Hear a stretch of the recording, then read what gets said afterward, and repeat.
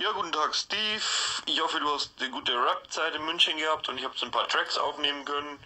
Ich wollte mich auf diesem Wege von dir verabschieden, weil ich fahre jetzt, wie gesagt, in Urlaub und ich muss jetzt noch meinen Koffer packen. Wenn du Lust und Zeit hast, Steve, kannst du gerne noch auf den Kaffee vorbeikommen. So 1,5 Stunden bin ich noch da. Dann fahre ich zur Julia und hole sie ab und dann schlafen wir und dann fahren wir in der Früh nach Italien.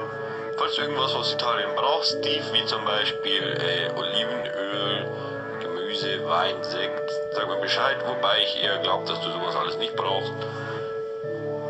Ja, ansonsten Steve, eine angenehme Zeit in Landshut, pass auf die Roti auf, wie gesagt, sie hat echt einen coolen Haarschnitt. Und ja, grüß deinen Vater von mir und deine Mutter, die habe ich gestern im Pulverfass gesehen übrigens.